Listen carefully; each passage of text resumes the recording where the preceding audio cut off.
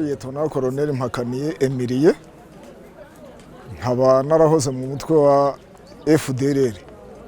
Nageze muri Kongo mu kwezi kwa karindwi 1994, ubwo abantu bari bahunze. FPR imaze gufata ubutegetsi, ubwo tuba mu nkambi zo mu burasirazuba bwa Kongo, jye nabaho bita Ikamanyora, inkambi zisenyutse, tuza kuzamuka tujya Kashusha na Inera, tuza kwinjira mu mashyamba ya Kongo.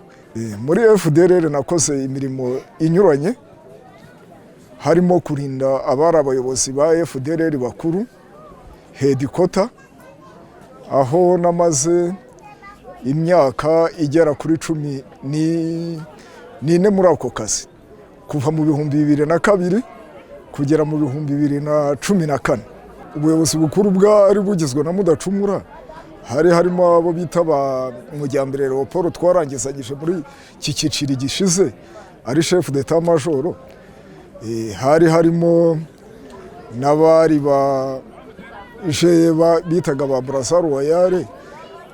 Muri rusange n'ubuyobozi bukuru nibwo narindaga. Impamvu FDLR igifite imbaraga hariya bishingiye ku cyo bita logistique no conventionnelle.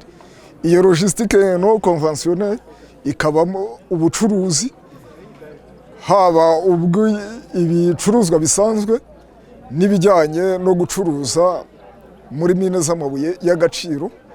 Bityo ubwo bucuruzi bukorwa mu mabuye y'agaciro, FDLR igasoresha ikabona uburyo ibasha kugura intwaro.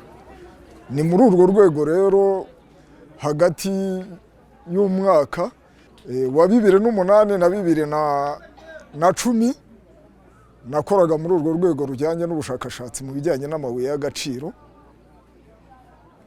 hagati ya groupement ya territoire ya Walikale na Masisi. Muri za groupement ya Ufamando ya mbere, Ufamando ya kabiri, Nyamaboko ya mbere, Nyamaboko ya kabiri, groupement Ziraro, groupement Warowa Rwanda, Warowa Yungu na Warowa Uroba. Gushaka ubushakashatsi mu by'amabuye y'agaciro kugira ngo noneho tubashe kubona isoko. Gusa nyine gushaka no kugira ngo abantu bamenye amabuye ari mu gace abantu bahereyemo, noneho babe bashakisha isoko kugira ngo babashe kugurisha. Muri ibyo byo gucuruza aho bacukura amabuye y'agaciro, ahanini ari bo boherezamo abantu, noneho bamara koherezamo abantu bagacuruza, amafaranga avuyemo agura intwaro. Ikindi nanone FDLR kubona intwaro, guverinoma ya Kongo ubwayo iyo iri mu bibazo iyegereza aba FDLR, bakabaha ibikoresho, bakababwira ko nabo bazabafasha gusubira mu gihugu cyabo. Iyo ni imwe mu inzira ikomeye ya FDLR mu kubona intwaro.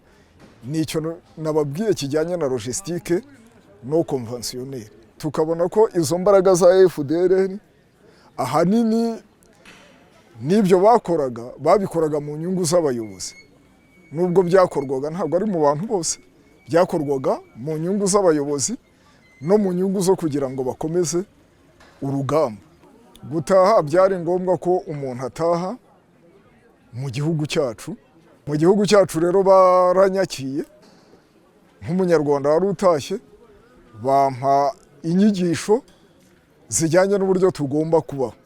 Nkaba nararangije ingando hano mu Mutobo mu cyiciro cya 75 mu cyiciro gishize muri uyu mwaka ku itariki 30 z'ukwezi kwa 10.